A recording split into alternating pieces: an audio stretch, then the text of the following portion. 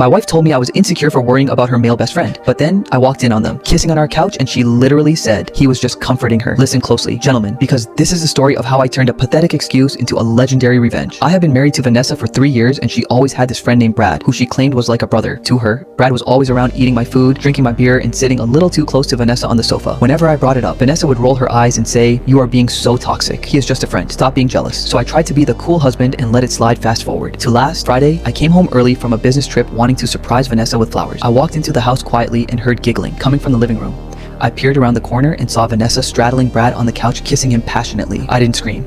I didn't throw a punch. I just took out my phone and recorded 10 seconds of video as proof. Then I cleared my throat loudly. They both jumped up, looking terrified. Vanessa adjusted her dress and Brad looked like he wanted to jump through the window. Vanessa immediately started gasping and said, "Adam, it's not what he looks like." I was just crying about work and Brad was comforting me. It was just a friendly kiss. I looked at her and said, "Seriously, Vanessa?" A friendly tongue kiss. While sitting on his lap, she started crying, saying I was crazy and imagining things, trying to gaslight me into thinking I was the problem. Brad chimed in, saying, "Come on, man, don't be like that. We are just friends." I stared at them both and said, "You know what? Maybe you are right. Maybe I am just tired from the trip. I'm going to take a shower." Vanessa looked relieved, thinking she had fooled me, but really I just needed time to call my lawyer. I spent the next week acting like everything was normal while secretly moving half our savings into a separate account and getting the divorce papers drafted. I knew Vanessa was planning a huge birthday party for herself that Saturday, and she had invited all our friends and family, including Brad. The night of the party arrived and everyone was having a great time, drinking and laughing. Vanessa stood up to make a speech thanking everyone for coming, especially her best friend Brad for always being there. I walked up to the microphone and said, "Actually, I have a special surprise for the birthday girl." I turned on the giant projector screen we had set up for a slideshow of photos, but instead of cute memories, I played the video of them kissing on the couch in high definition. Suddenly, the music stopped and the entire room went silent. Vanessa's jaw dropped and her parents looked like they were going to faint. I grabbed the microphone and said, "As you can see, Vanessa and Brad are very close friends. So close that I decided to give them the gift of freedom." I pulled out the divorce papers and handed them to Vanessa, saying, "Happy birthday, I'm keeping the house. You can go live with your brother Brad." Brad tried to sneak away, but my cousins blocked the exit and made sure he heard every word. Vanessa started screaming that I ruined her life, but I just smiled and walked out the front door, leaving them to explain their friendly kiss to her angry. Moral of the story: if she says he is just a friend, but kisses him like a lover, believe your eyes, not her lies, and always save the receipts for the birthday party.